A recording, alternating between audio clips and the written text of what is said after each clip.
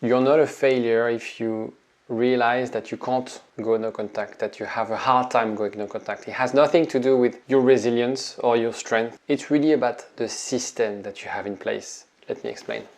igetmyexback.com. Everyone deserves a second chance.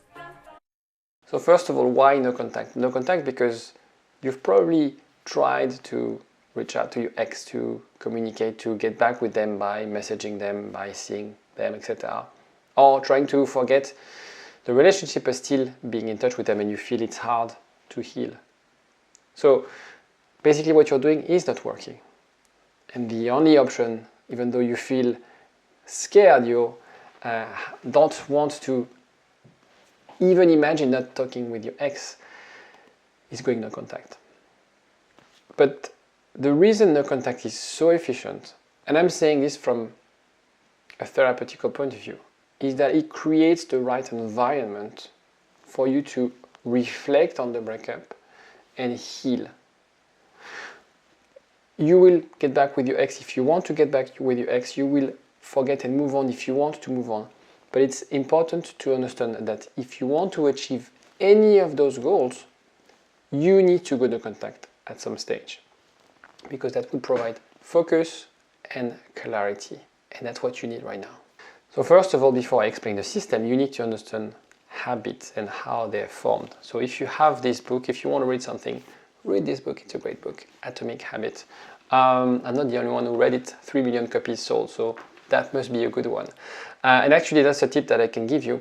Rather than, and I know you're very eager to learn about relationship, attachment style, etc., I would actually suggest you to read non-fiction books that are not related to love or relationship, to really give you that headspace and learn something new that you can sort of implement in your life that has nothing to do with the relationship. That's also something that could help you if you feel you struggle with this breakup. So very quickly, I'm not going to summarize the book, but a habit is basically a loop where we have a cue, and then we get that craving, a response, and a reward. So when we're in touch with our ex, when we send a message, when we receive a notification on our phone, that's a cue.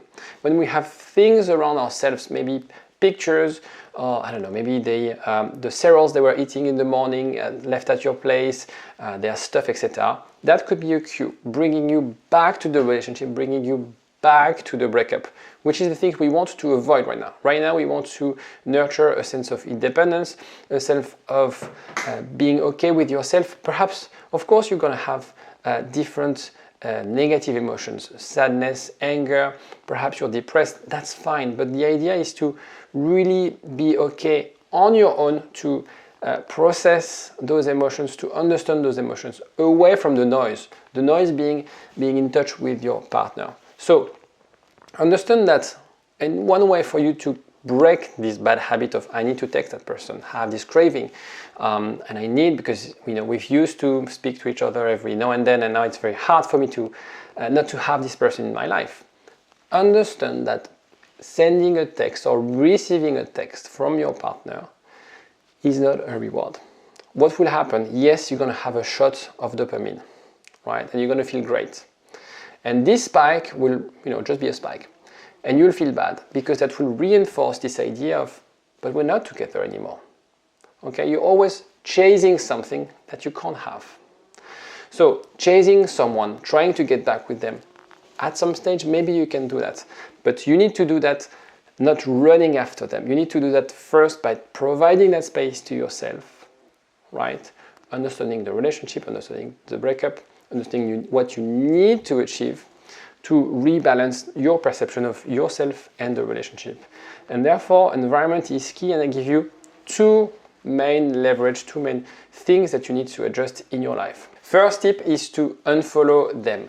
When I say unfollow, it's not blocking, because blocking is in a way aggressive, and you don't want to be necessarily aggressive with your ex.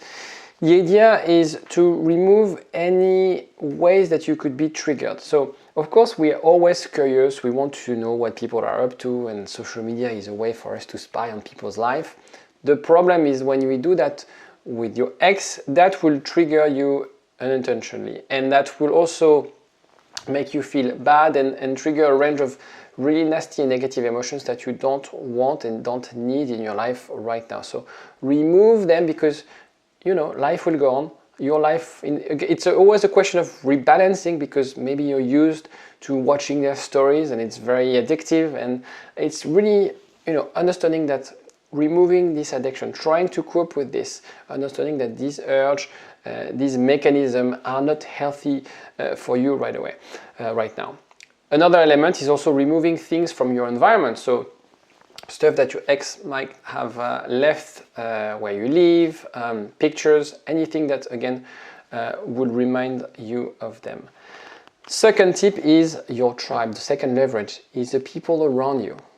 Very often we feel isolated after a breakup, and it's very important to understand and rely on people.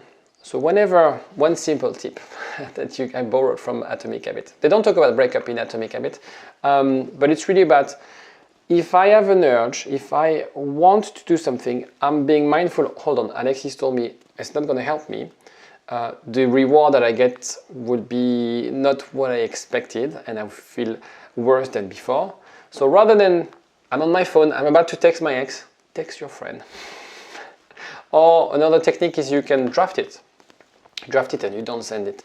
It's very important because usually within 10 seconds you can really calm down the urge and the craving. That's a strategy that you can use if you want to stop smoking as well. If you manage to stop this urge within the first 30 seconds, then you will be able to reprocess and hold on. Let me use my system 2 brain, my analytical brain. I know this is not good for me. I don't want to let my gut, my fear, to decide what to do, or my impulse, okay? We are better than just our impulse. We are animals, yes, but we are human beings, so we are kind of a little bit better. It's very important for you to do those things. Again, it's really about changing slightly your environment to make it easier for you to sustain no contact. So some interventions that you can do right away is to write down what you feel when you want to message them. Usually it's an emotion, it's a thought that triggers. So sometimes we're just in our bed, usually in our bed when it's dark, and we have this, I want to text them, I want to know, or I want to check their story. Write down. This will also highlight some destructive patterns, the things that you want to do, that you want to convey. Try to also understand the emotion, whether you're anxious, you're bored, maybe you're waiting at the bus, you're waiting for your metro, and you feel like, and then bam, you start thinking about your ex. Try to map out whether there's a specific thought, a specific memory. All this work is really about bringing more awareness of what's going on in your brain. And the more aware you are, the better it will be to remove any triggers and to remove any sort of, to feel not having the urge, the compulsion to reach out, and feeling better actually, because every single day you feel stronger. Addiction, because I see it as an addiction, I consider it as an addiction. When you manage to tackle an addiction, that really boosts your confidence because you are freeing yourself from something. So right now, this dynamic is not helping you. And you're prisoner of this dynamic, right? That you want to escape, right? Because it's not helping you. As soon as you manage to work on those things and being more mindful and more present and being more constructive with your thought, trust me, you'll feel so much better about yourself, so much more confident. So write down those questions, those prompts that you can use. Buy a notepad and write all your thoughts whenever you have an urge to reach out to your ex. Remember this thing, and it's very important. Imagine that you're going to see a doctor and they tell you, does it hurt when you do that? And you say yes. Well, the doctor will reply, then don't do that. It's a very stupid joke. Let me know what you think of this joke. But in a way, maybe remind yourself of me telling you, you're about to text your ex. Is it gonna hurt? And you might say, yes. then don't do it. On this, I'll see you next time. Take care. Stay in power for a long time. Get up, nah, I ain't a quitter. Toss me the ball, I'm a really big hitter. Big picture, I'm a straight killer.